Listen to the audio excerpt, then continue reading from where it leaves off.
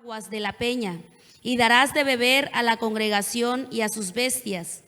Entonces Moisés tomó la vara de delante de Jehová, como él le mandó, y reunieron Moisés y Aarón a la congregación delante de la peña, y les dijo: Oíd ahora, rebeldes, ¿os hemos de hacer salir aguas de esta peña?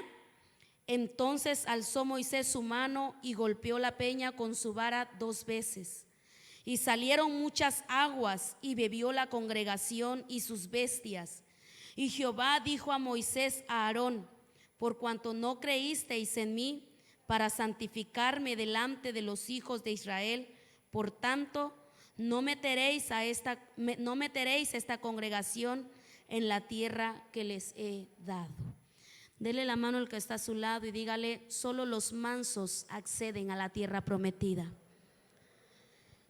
Solo los mansos acceden a esa tierra prometida. Amén. Cierre sus ojos, levante sus manos y oramos. Padre, en el nombre de Jesús, Señor, en esta tarde, Padre, te damos gracias, Señor. Te hemos adorado, Dios. Ahora hemos de recibir, Señor, tu palabra, que es ese alimento espiritual, Señor, para cada uno de tus hijos, Padre. Hoy yo te ruego que tú seas usando mi vida, Señor. Yo soy tu vasija, Señor. Soy ese instrumento, Padre, por el cual tú has puesto en este lugar, Señor, y por el cual, Padre bendito, tú vas a hablar a tu pueblo, Señor. Usa mi boca, mi lengua, mi garganta, Señor, y que sea tu Espíritu Santo ministrando cada vida y cada corazón, Señor, como usted quiera hablarles. En el nombre de Jesús, Señor, declaramos, Padre bendito, que esta palabra se escribe en la tabla de sus corazones, Señor, para que nunca, Señor, se borre, Padre. Gracias, Espíritu Santo, y todos decimos amén, aleluya. Gloria a Dios. Y así, hermanos, vamos a poner atención para irnos temprano. Amén. Gloria a Dios. El Señor me llevaba esta escritura, hermanos, que habla sobre el pueblo de Israel. Amén. ¿Cuántas veces hemos escuchado o nos han predicado sobre el tema de el pueblo de Israel? Un pueblo duro, un pueblo rebelde, amén. El pueblo de Israel, hermanos, era una nación pequeña que se encontraba en una condición de esclavos. Pero en esa condición de esclavos, de esclavitud, el Señor pone sus ojos sobre ellos para sacarlos de esa esclavitud en la que vivían siendo oprimidos por los egipcios. Y Dios llama a un hombre llamado Moisés. Moisés, hermanos, es considerado el hombre más manso sobre la tierra, pero al estar liderando o al frente de un pueblo que era rebelde y contumaz, al pasar los tiempos o los días, esa mansedumbre en la vida de Moisés como que se iba apaciguando, porque todos los días el pueblo de Israel tenía una queja. Amén. Siempre había algo por el cual ellos estaban quejando, y siempre que había queja, Moisés consultaba a Dios para decirle: Señor, ¿ahora qué hago? El pueblo está reclamando hacia dónde va a ir. Si usted se recuerda, cuando el faraón los dejó ir de Egipto, el pueblo tuvo que salir y el Señor les dijo: váyanse y diríjanse hacia el desierto.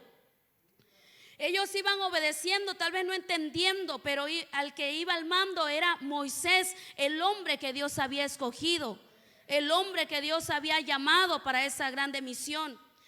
Y siempre que el pueblo empezaba a quejarse y decir: ¿para dónde vamos? ¿Qué vamos a hacer? En el desierto nos vamos a morir. Dios siempre les mostraba su misericordia, su amor, para decirle: yo estoy con ustedes, ustedes son mi pueblo, yo no los voy a abandonar, yo no los saqué de Egipto para que ustedes mueran en el desierto. Pero Dios los hizo sacar de Egipto para que ellos entendieran que iban a entrar en un proceso donde Dios les había prometido darles una tierra que fluía leche y miel. Y cuando nosotros conocemos a Cristo, el Señor nos hace tantas promesas para que nosotros nos aferremos a su palabra y te mantengas confiando en que hay una tierra prometida en la que algún día vamos a entrar, y es el cielo. Amén. Decía yo en el título, solo los mansos acceden a la tierra prometida. En la escritura que nosotros acabamos de leer, el Señor le dice a Moisés: ve y háblale a la peña para que dé agua. Moisés ya estaba hastiado. Moisés ya estaba cansado de ese pueblo, porque el pueblo, usted sabe, el pueblo empezó a decir: tenemos sed, tenemos hambre. Cuando ellos empezaron a reclamar que tenían hambre, Moisés clamó al Señor y el Señor mandó maná del cielo. Cuando el pueblo de Israel tenía que trabajar todo el tiempo, todo el día, matarse trabajando para obtener el pan de cada día, ¿qué era lo que comían ellos cuando estaban en Egipto? Caldo de ajo con cebolla. Y ellos estaban extrañando: mejor nos hubiéramos quedado allá en Egipto, allá siquiera no nos moríamos de hambre. Siempre se conformaban a la miseria de vivir. Y no estaban dispuestos a pasar ese proceso. Ellos no podían entender que Dios los estaba procesando para llevarlos a grandes cosas. Entonces Moisés, el mandado por el Señor, le dijo: ve y dile a la peña que dé agua. Moisés en su enojo agarró y golpeó la peña, y el agua salió a correntadas. Pero por eso que hizo Moisés, le costó entrar a la tierra prometida. Y muchas veces a nosotros Dios nos ha dicho que hagamos cosas. Dios nos ha hablado que hagamos cosas en su nombre y lo hacemos a nuestra manera. El Señor le dijo: háblale, no le pegues. Pero él vino en su enojo y golpeó la peña. La peña, hermanos, era una roca. La roca representa a Cristo. Por eso fue una ofensa grande para el Señor. ¿Cómo iba a golpear a la roca? Desobedeció. Y cuando nosotros desobedecemos a un mandato del Señor, viene nuestra consecuencia. Y decimos: pero nada más por esto Dios no me vas a dejar entrar. Imagínese toda una trayectoria, todo lo difícil que fue salir de Egipto, mirar cosas poderosas que Dios estaba haciendo. Y podríamos decir que por algo tan pequeño Dios le dijo: por eso que hiciste, no vas a entrar a la tierra prometida. Y yo quiero decirle que nosotros tenemos que entrar a esa tierra prometida. Amén. Pero decía yo que solo los mansos acceden a la tierra prometida. Dios empezó a mostrarles sus maravillas desde antes de salir de Egipto, pero no se alineaban. Y aun cuando ellos reclamaron por comida, dijeron: nos vamos a morir de hambre. Mas sin embargo, Dios, dice la escritura, usted ya la ha leído, que dice que todas las mañanas descendía el maná del cielo. El maná eran como esas hojuelas de Kellogg's, gratis. No tenían que trabajar, no tenían que matarse para comer. Ahora Dios se los estaba dando gratis, proveyéndoles, dándoles esa provisión. Mas sin embargo, ellos preferían vivir oprimidos. Y hasta hoy en día todavía sigue sucediendo eso, que hay personas o hay cristianos que se aferran a trabajar y no tienen tiempo para el Señor. Cuando en la palabra del Señor dice que Él es nuestro proveedor. Amén. Cuando el Señor hizo descender esta maravilla del maná, el maná, hermanos, imagínense que descienda el alimento de cada día sin que usted tenga que trabajar, sin que usted tenga que dar un peso. Qué glorioso es eso. Y maná, hermanos, significa su significado de origen. El maná significa ¿qué es esto? El pueblo de Israel, cuando ellos vieron descender el maná del cielo, agarraron y dijeron, ¿pero qué es esto? Y por eso el maná significa ¿qué es esto? Porque el pueblo de Israel, cada vez que había queja y Dios venía y movía su mano, agarraban y decían, ¿pero qué es esto?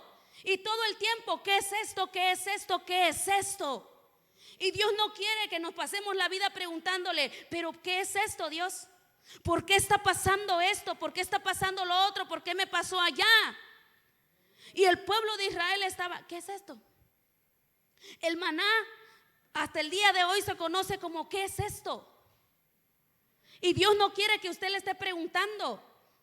Dios quiere que usted lo reciba solamente y crea y confíe en Dios.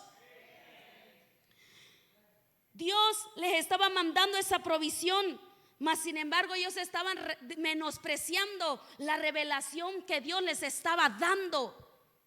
Y cada día nosotros vemos las misericordias del Señor, porque cada día sus misericordias son nuevas cada mañana. Cada uno de nosotros ve la misericordia del Señor la vemos sobre nosotros, sobre nuestra familia, pero se nos olvida. Se le olvida que por la misericordia de Dios usted pudo despertar el día de hoy. Usted pudo ver a su familia.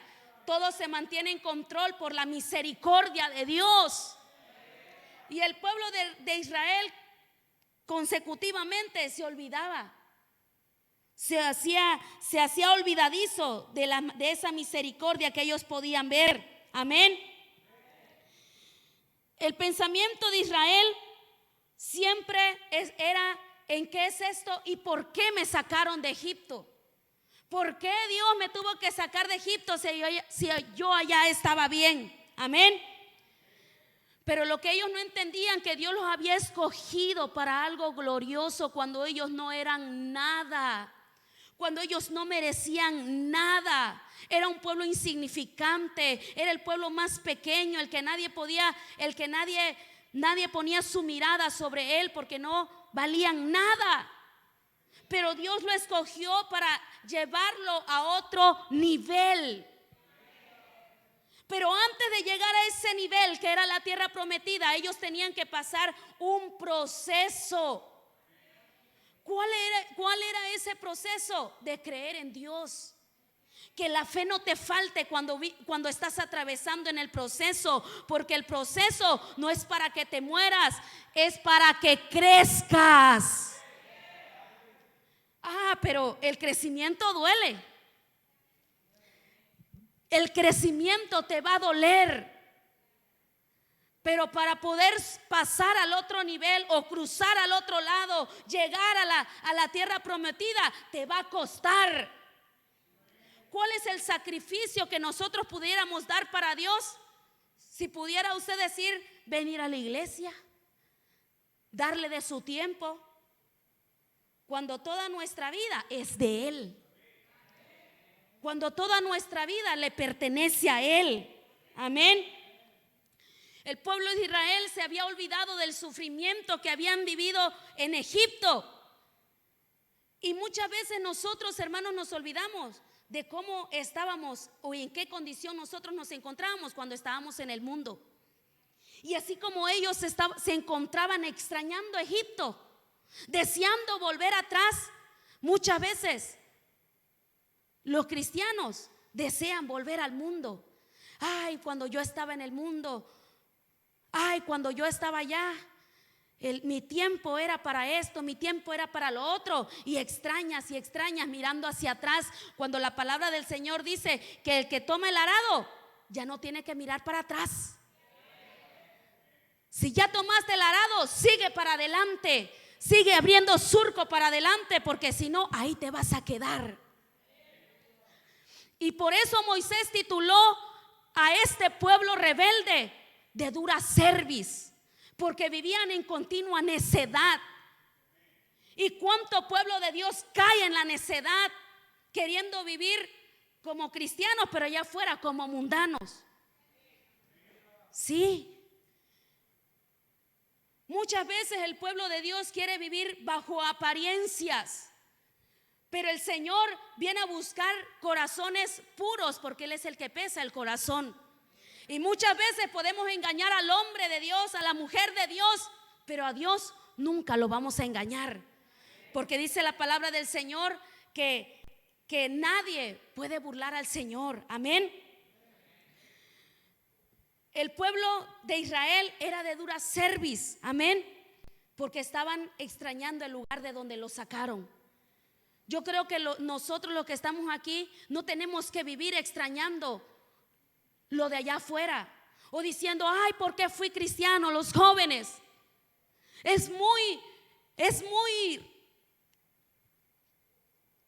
¿cómo podríamos decir? Común que los jóvenes digan, ¿por qué fui cristiano? Soy cristiano porque mi mamá me trajo. Soy cristiano porque mi mamá me trae, y si no vengo hay problema. Y los jóvenes caen en esa línea de decir, es que yo vengo no porque yo quiero, sino porque me traen.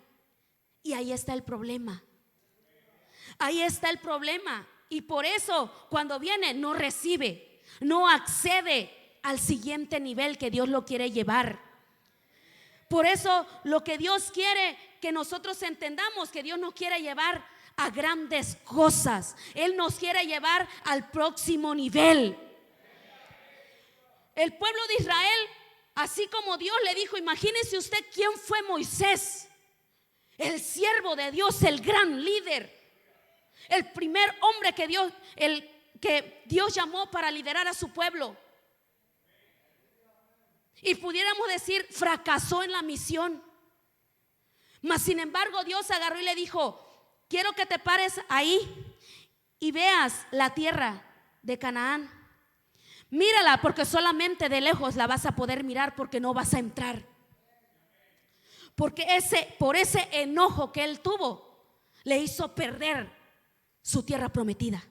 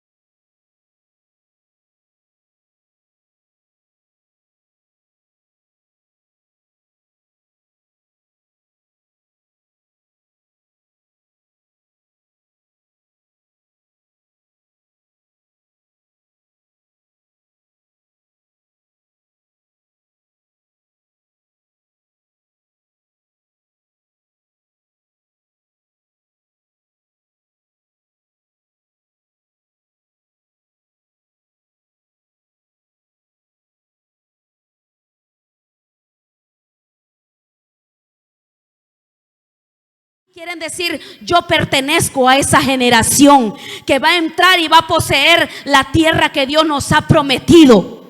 Ay, yo no sé si están despiertos, pero ¿cuántas cosas Dios nos ha prometido? A ver, levanten la mano los jóvenes que Dios les ha hecho promesas. No hay jóvenes aquí. Jóvenes que Dios les ha hecho promesas. Los grandes, ¿cuántas promesas Dios les ha hecho, hermanos? Mas sin embargo, Dios, ¿qué es lo que nos está pidiendo? Tiene que ser manso, tiene que ser humilde. Amén. El pueblo acabó con la paciencia de Moisés y le pegó a la peña. Y por eso sus ojos solamente de lejos lo pudieron mirar.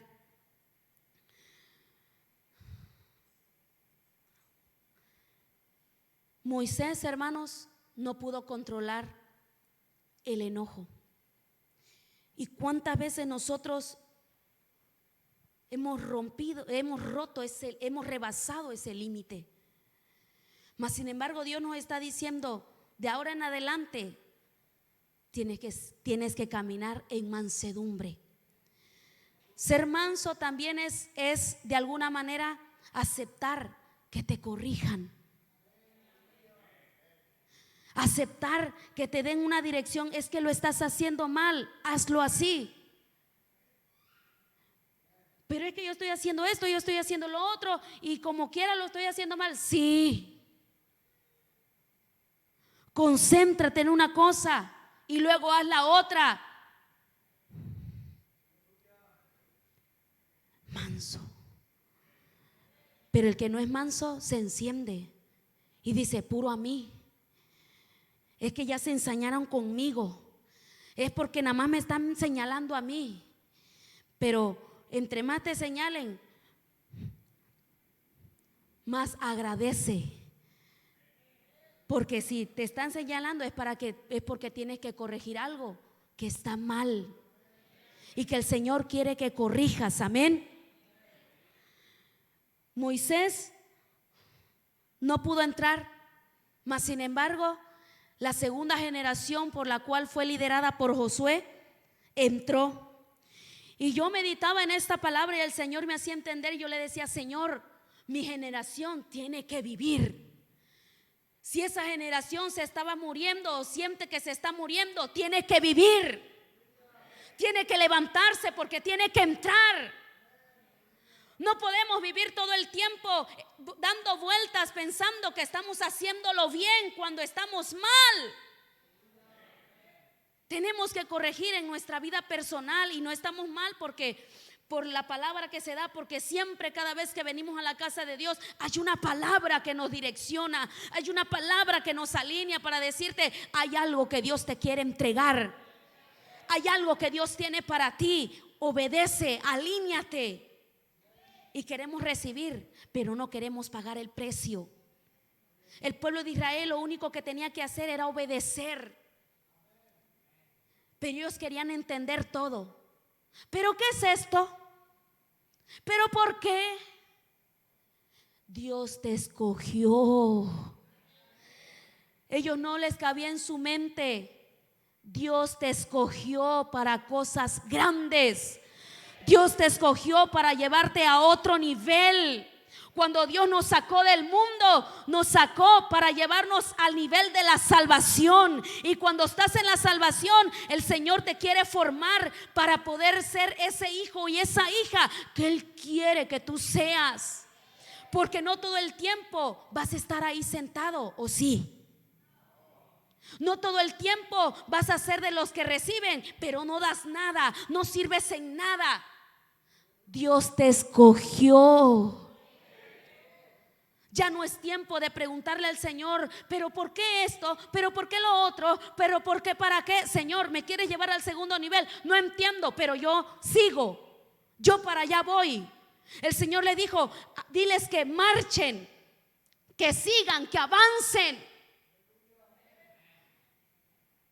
Y por eso ellos continuaron. Pero ¿cuántas veces nosotros nos detenemos por la primera adversidad que vemos? Nos enojamos con Dios. Ay Dios, nadie se enoja, aleluya. Nos enojamos con el Señor porque dice: ¿y ahora qué hago? Tú me dijiste que hiciera esto y mira, ve lo que se me levantó. Mira, ve con lo que me estoy enfrentando. Tengo escasez, no tengo esto, no tengo lo otro. Señor, ¿cómo le voy a hacer? Y muchas veces el Señor nos tiene que regañar y decirte: ¿por qué me estás preguntando? Como le dijo a Moisés: síguele dando, tú no preguntes, sigue avanzando. Ya no preguntes. Dios todo el tiempo, cuando el Señor nos sacó del mundo, el Señor nos sacó del mundo para que nosotros podamos entender que Él pagó un precio y que ese precio no ha sido en vano, que nosotros tenemos que hacer valer esa sangre que el Señor derramó. Y esos hombres usados por Dios tuvieron que ser procesados también por Dios para poder entender y llevar a cabo su plan. ¿Qué fue lo que pasó? Esta primera generación se murió en el desierto. Y si nosotros estamos aquí, no es para querer morirnos, no es para querer agarrar y decir: mejor me muero en el desierto, mejor me regreso al mundo. Egipto representa al mundo. Las cosas que antes hacíamos, las cosas en las que antes estábamos sumergidos. Yo no sé usted, pero yo jamás quiero regresar al mundo. Antes mejor llévame, le digo al Señor, antes mejor mátame. Pero yo no me quiero ir al infierno. Yo quiero vivir y llegar a una eternidad contigo, Dios. Y cada uno de nosotros debe ser ese anhelo ferviente en nuestra alma, decirle: Señor, entiendo y reconozco que ha habido cosas que me han querido hacerme regresar a Egipto. Le he echado ojitos a Egipto porque me habla, me llama la atención. Pero es tiempo de que sigas marchando hacia donde Dios te diga, sin tener que regresar a mirar a Egipto. Porque no estaba mejor en el mundo. O yo no sé usted, mi vida no estaba mejor en el mundo. Mi vida cobró sentido cuando llegué a Cristo. Mi vida tuvo punto de partida cuando el Señor entró en mi vida. Mi vida tuvo un cambio. Pero cuando tú no le entregas todo a Dios, difícilmente puedes verlo de esa manera. Josué, un gran líder que aprendió todo lo que vio en Moisés. Y Josué introdujo a esa segunda generación a la tierra prometida. Tanto que en su último capítulo dijo: ustedes sabrán a qué Dios van a servir, si a Dios o a las estatuas o a los hombres. Ustedes sabrán a qué Dios van a servir, pero yo y mi casa serviremos a Jehová. Y yo meditaba en esa palabra y le decía: Señor, yo no solamente quiero que yo y mi casa sirvamos a Jehová, yo quiero que yo y mis generaciones sirvamos a Jehová. Que mis generaciones puedan continuar con un legado sirviendo a Cristo hasta que tú vengas. Así yo tenga que morir, no sé, y tú no vienes todavía, que mis generaciones sigan levantando otras generaciones que te sirvan con pasión, con fervor, con ese gozo de vivir en Cristo. Aleluya. Así que cuando yo entendía eso, yo ya no digo eso. Yo ya no solamente digo: Señor, yo y mi casa. Yo le digo: Señor, yo y mis generaciones serviremos a Jehová.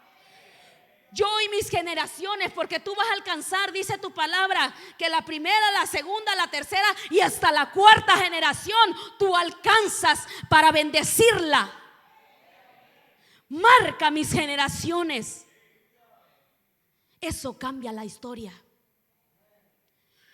Dios tuvo que decirle a Moisés: Moisés, quiero que agarres unas tablas, porque en esas tablas el Señor empezó a escribir las leyes, los mandamientos. Y le dijo: quiero que subas al monte, porque yo tengo cosas que hablar contigo, pero no con el pueblo. Y cuando Dios lo hizo subir a Moisés, usted sabe que Josué siempre estaba al pie.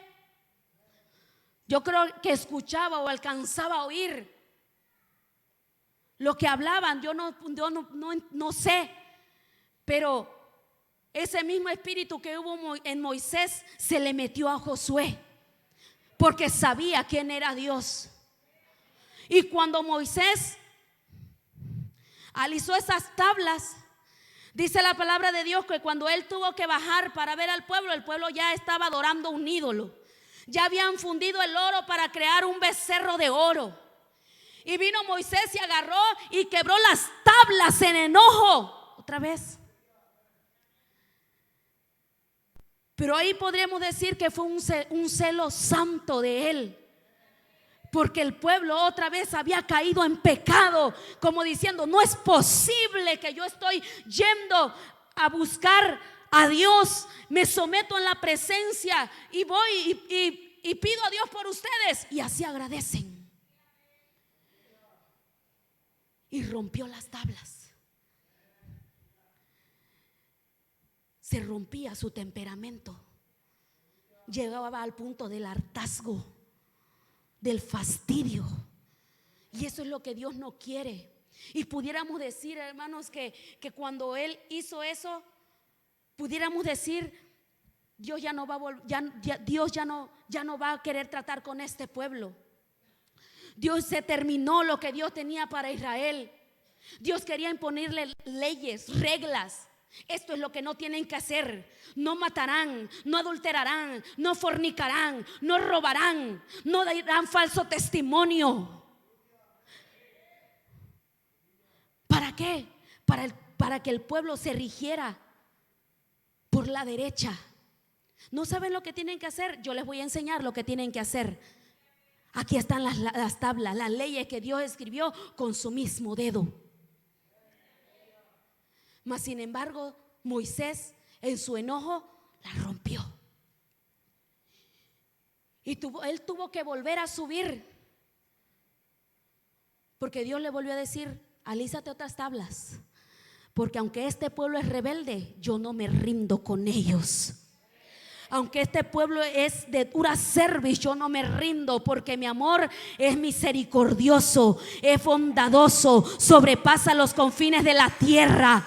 Mi misericordia se extiende hasta lo último de la tierra. Alízate otras tablas, Moisés. Y Moisés tuvo que alisar otras tablas. Y yo quiero decirle a los padres que si tienen hijos rebeldes y contumaces, si Dios no se rindió con nosotros en la condición de pecadores, usted no se rinda con sus hijos. Es que no quiere venir, hermana. Es que viera de ver cuánto trabajo. De las orejas tráigaselo. Es que para qué quiere, se va a enojar.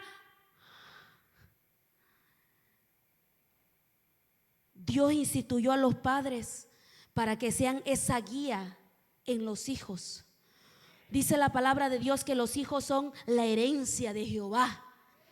Y si esa herencia Dios se la entregó a usted en sus manos, usted tiene que pelear por su herencia. Porque un día el Señor le va a decir: ¿dónde está la herencia de tus hijos que te entregué? Es que se quedó en la casa porque no quería ir. Es que se quedó en la casa porque él no quería ser cristiano.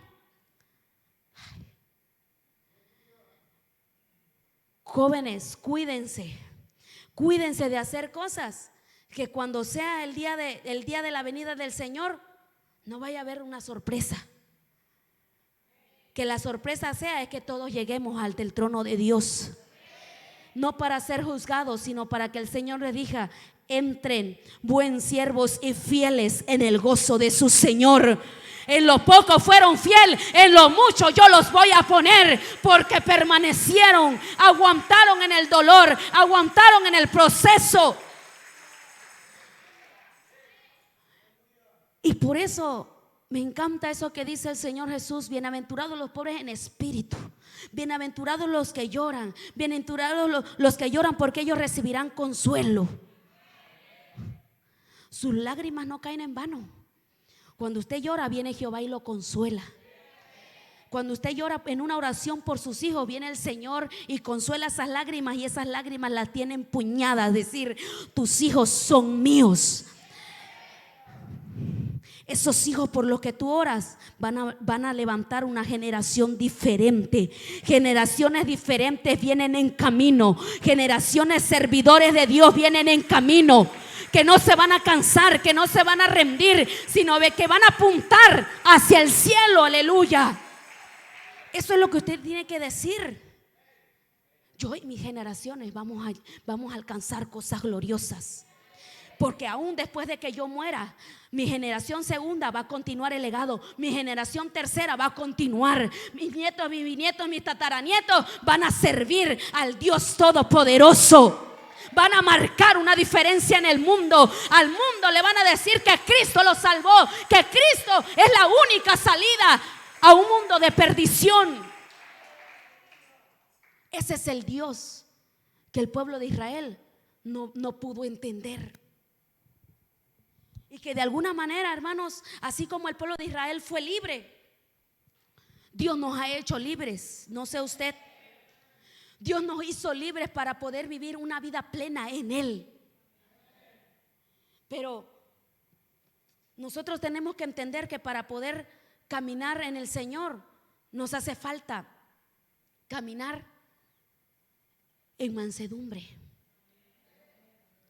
Voy a caminar siendo manso. Me corrigen, soy manso. Me enderezo. Tengo autocontrol. El Espíritu Santo me gobierna.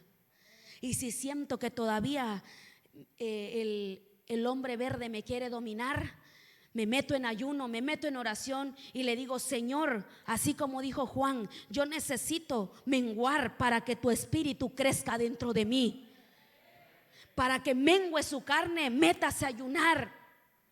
Siente que ya se está queriendo desconvertir, métase en ayuno y diga: Señor, este hombre viejo se tiene que morir. Eso era lo que yo era antes. Ahora soy un hombre nuevo, una mujer nueva, un joven nuevo. Yo no sé cuántos jóvenes aquí quieren decir: yo voy a marcar la diferencia en este tiempo. Y de mí, mis generaciones van a continuar sirviendo a Dios. Pero primero, para que eso suceda, ustedes tienen que cambiar primero. Ustedes tienen que cambiar primero. Y tienen que decir: yo y mi generación vamos a entrar a la tierra prometida. Vamos a entrar y vamos a acceder. Cuando ustedes acceden a la tierra prometida que Dios les ha prometido, la tierra prometida son esas promesas que Dios te ha dado.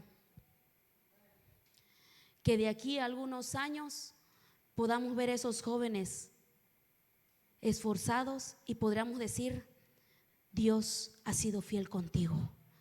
Y podamos decir: te has mantenido. No eres de los que huyen, eres de los que pelean. No eres de los que se acobardan y huyen, sino que eres de los que se mantienen. Estás recibiendo golpe, lo que sea, persistes, porque hay una gloria nueva que el Señor quiere depositar en cada uno de nosotros. Pero necesitamos caminar siendo mansos, no mensos, mansos, fuertes en el espíritu. Amén. Y cuando usted es fuerte en el espíritu, es humilde para aceptar la corrección. Es humilde de quien venga, hermano. Yo no nada más voy a obedecer al pastor o a la pastora porque ellos tienen la máxima autoridad y soy humilde con ellos, pero soy arrogante con mis líderes. Los ignoro. Soy arrogante con mi papá, con mi mamá. Ay, mi mamá, ay, mi papá. Hay una autoridad depositada sobre ellos. Hay una autoridad depositada en la cual nosotros tenemos que ser humildes. ¿Usted quiere ver a una persona mansa? Mírala en sus actitudes, mírala en cómo habla, en cómo se comporta. ¿Es manso o no quiere ser manso? Porque el manso va tomado de la mano con la humildad y el dominio propio. ¿Algo no me pareció? Espíritu Santo, necesitamos más cristianos con mansedumbre, con temple del Espíritu Santo. Y la mansedumbre es un fruto del Espíritu Santo. ¿Qué frutos nosotros estamos demostrando? Y fíjese que ese fruto me llamó tanto la atención que muchas veces repetimos ese texto y decimos los frutos del Espíritu. ¿Cuáles son los frutos del Espíritu? Sí, pero no nos detenemos a meditar lo que cada uno refleja. Que si cada uno de nosotros tomáramos cada fruto y los hiciéramos vivos en nuestra vida, ay, hermanos, diríamos, en esa persona vive el Espíritu Santo. En esa persona se refleja la luz del Espíritu Santo. Porque no solamente aparenta, sino porque lo vive. Necesitamos vivir, porque el Espíritu Santo vive en nosotros. Amén. Así que necesitamos mostrar qué frutos estamos mostrando, qué frutos estamos dando. Es necesario que ese fruto de mansedumbre se refleje en nuestra vida. Quiero que se pongan de pie, aleluya. Es tiempo de caminar en mansedumbre. Dígale al que está a su lado, es tiempo de caminar en mansedumbre.